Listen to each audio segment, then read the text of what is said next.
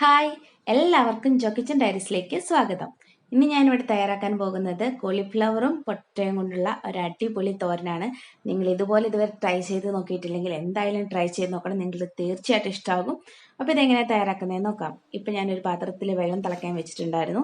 വെള്ളം തിളച്ച് വരുമ്പോഴത്തേക്കും നമുക്കിതിലേക്ക് 1 കപ്പ് പൊട്ടറ്റോ ചെറുതായിട്ട് നുറുക്കിയത് ഇട്ട് കൊടുക്കാം. അതിലേക്ക് ആവശ്യമായിട്ടുള്ള ഉപ്പും കൂടെ ചേർത്തിട്ട് നമുക്കിതൊന്ന് വേവിച്ചെടുക്കണം. ഇതിനൊരു 1/4 വേവായാൽ മതി, കാരണം നമ്മൾ ഇനിയും ഇത് വേവിക്കുന്നുണ്ട്.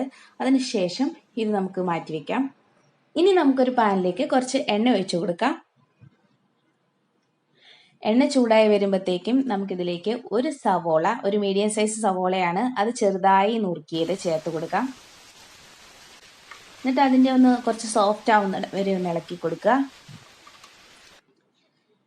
അതിനുശേഷം ഇതിലേക്ക് 1/2 ടേബിൾ സ്പൂണോളം ഇഞ്ചി ചെറുതായി നുറുക്കിയത് ചേർത്ത് കൊടുക്കാം.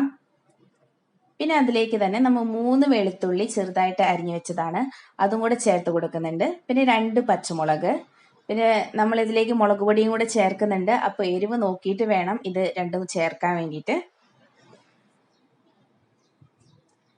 പിന്നെ ഇതിലേക്ക് ഞാനിവിടെ 1/4 ടീസ്പൂൺ മഞ്ഞൾപ്പൊടി, 1 ടീസ്പൂൺ മുളക് പൊടി, 1/2 ടീസ്പൂൺ മല്ലിപ്പൊടി, ഇതെല്ലാം കൂടെ ചേർത്തിട്ട് നന്നായിട്ട് ഇനി ഇതൊന്ന് മിക്സ് ചെയ്ത് കൊടുക്കാം.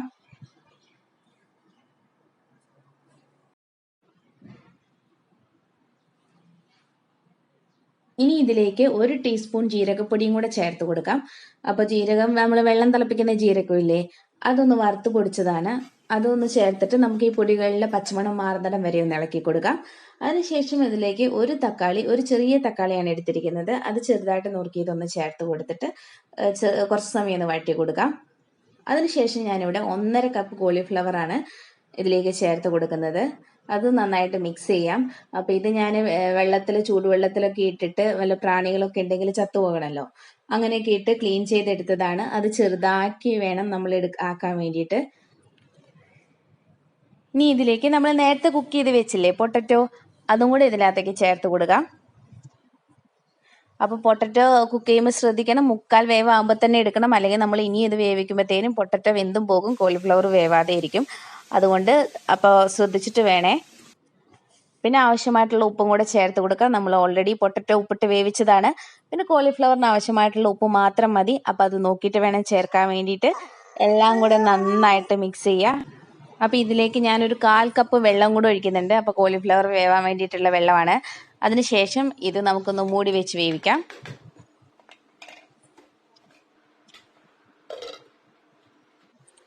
അപ്പോൾ ഇടയ്ക്കൊന്ന് ഇളക്കി കൊടുക്കാൻ മറക്കല്ലേ, അല്ലെങ്കിൽ അടി പിടിക്കാനുള്ള സാധ്യതകളുണ്ട്. ഇടയ്ക്കൊന്ന് ഇളക്കി കൊടുക്കുക. ഈ സമയത്ത് വേണമെങ്കിൽ ഇതിൻ്റെ ടേസ്റ്റ് നോക്കാം. അപ്പോൾ ഉപ്പൊക്കെ വേണമെങ്കിൽ വീണ്ടും ഇട്ട് കൊടുക്കുക. അതിനുശേഷം വീണ്ടും മൂടി വെച്ച് വേവിക്കാം.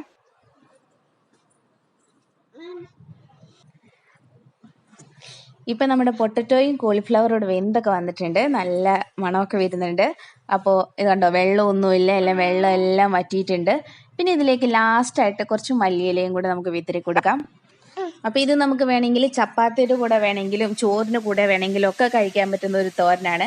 അപ്പോൾ എല്ലാവരും ഇതൊന്ന് ട്രൈ ചെയ്ത് നോക്കുക, വളരെ ടേസ്റ്റാണ്. സബ്സ്ക്രൈബ് ചെയ്യാത്തവരുണ്ടെങ്കിൽ സബ്സ്ക്രൈബ് ചെയ്യാൻ മറക്കല്ലേ. Thanks for watching. ബൈ.